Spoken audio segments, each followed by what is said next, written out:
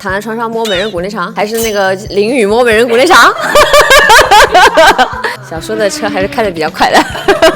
有一场戏是他的设计，就是两个人可能准备好了要造娃，然后呢，突然之间就是周生辰就不要把温度调太低，一会儿会生病那一场戏。一生一世如梦，只能为你相拥。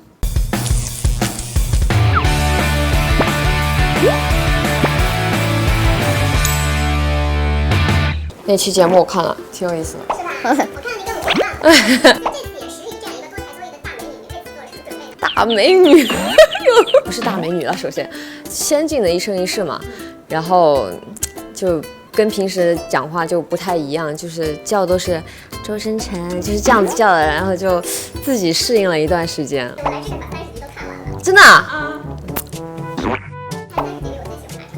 ？30集里面，这个我觉得。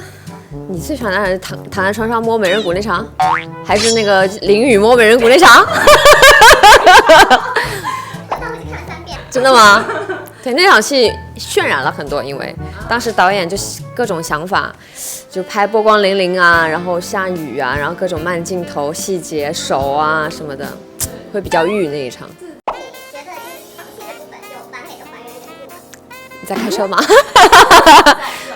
会有一些，但是不会有那么还原，因为毕竟是小说嘛，小说的车还是开得比较快的。那你刚才说的那场波光粼粼的那场戏，拍摄过程中有没有什么趣事可以跟我们分享？哦，就是那可能就是那一句话吧，那句台词就是等一下哦，不要把温度调太低，一会儿会生病那一场戏。哦，不是那句台词。一会儿可能会出汗。哇，你记得比我还清楚。就我们当时觉得那句话蛮害羞的，就是对，然后当时讲的时候，我不知道你有没有注意啊，当时讲完这句话之后，他们镜头把我们两个都慢放了，就升格了，然后明显感到我的肩膀抖了一下。其实当时我们俩都在笑场，就是说完这句话，我们俩就笑场了。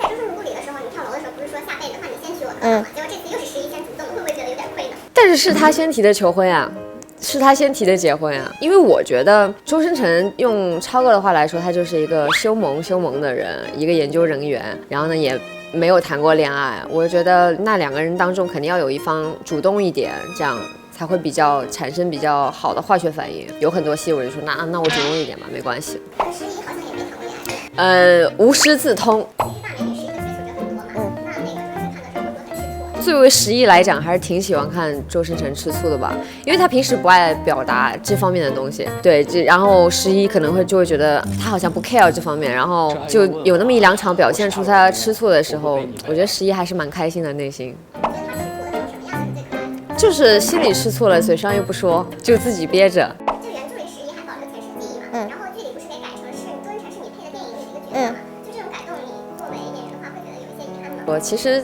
我觉得11是多多少少是记得的，因为我们会有一些用别的手法来去描述他记得这件事情，但是对观众来讲是没有影响的，就是观众的视角下，就是因为看过上辈子嘛，所以看下辈子的话，他们就自然会带入他们。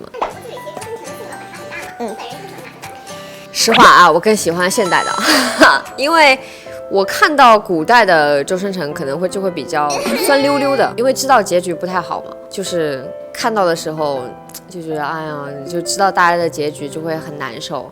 但是现在因为很甜嘛。其实我觉得还好哎，他的背景确实比较的富裕，但是他的人一点都不 B King， 就很老实的一个有钱人。对于周生辰来说，就是11为了救他，然后掉下去昏迷了2个月嘛，那个可能是对周生辰来说比较感动的。那对11比较感动的是，就是周生辰把《上林赋》写完了，因为《上林赋》也是我心中的一个痛，因为我在11的时候没写完嘛，所以当时听到他说《上林赋》我写完了那句台词的时候，我还是很感动的。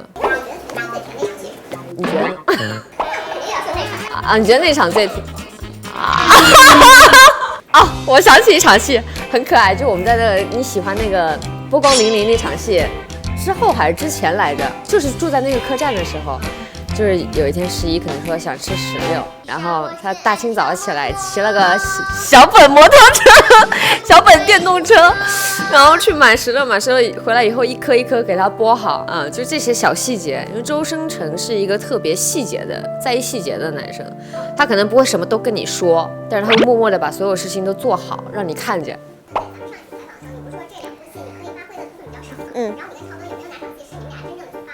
有一场戏是他的设计，就是两个人可能准备好了要造娃，然后呢，突然之间就是周生辰就脚麻了的一场戏。那场戏也是疯狂在笑场，对，就是脚麻的这个事情，我觉得那场戏蛮可爱的。他设计的，他设计的。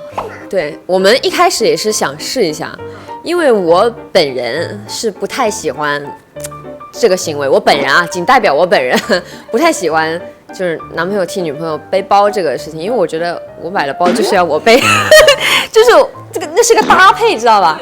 但是很奇怪，就这件事情发生在周生辰身上就一点都不违和，然后还会觉得好萌的，好可爱。就是那些他背完包以后，戏里面时宜不会有笑嘛？那是我来发自我本人的笑，是真的觉得这个行为真的很可爱。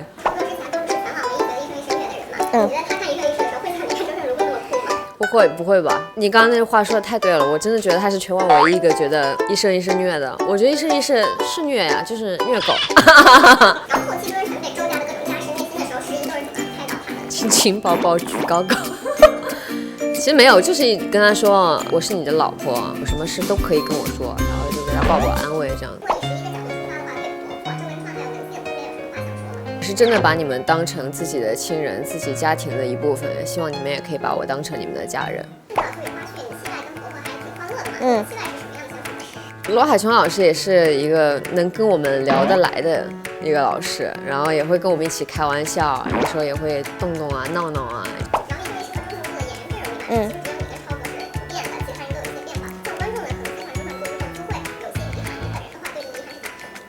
其实我还好哎，但是我觉得虽然角色变，就是演员变了，但他们的人物还是都有延续的。就比如说刘子行啊，这辈子就是来还债的啦，对，就成为了他的好兄弟。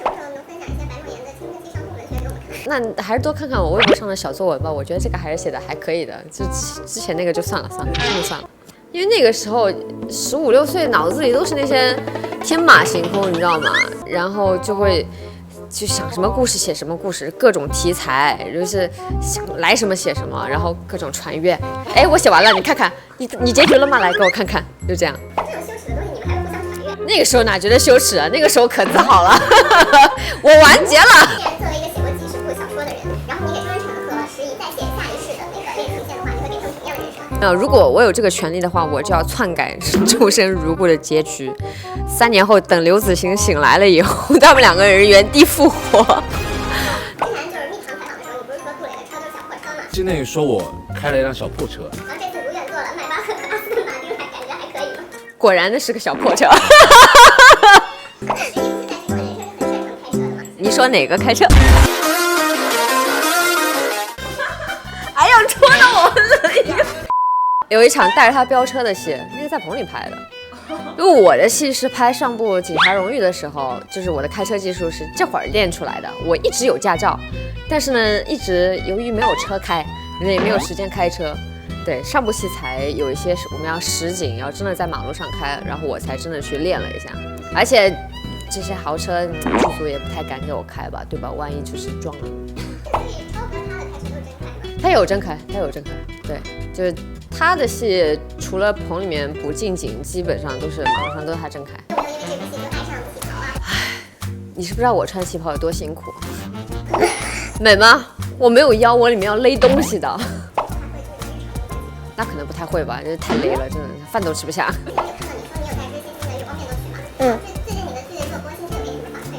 他经常会看到热搜来问我说，哎，是不是播得很好？你是不是很开心？然后可以睡个好觉了吧？他知道我睡不好觉啊，然后我们就会聊一些剧情方面的。对，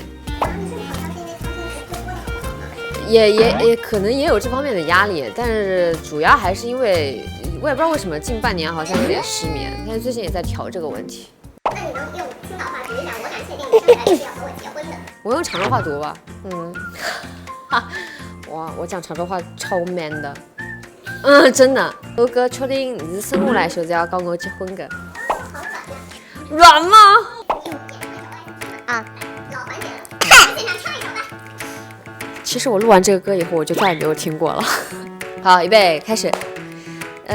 当心跳1、2、3、4开始颤动，为你铺陈爱的节奏，陪你到世界的尽头，付一生的守候。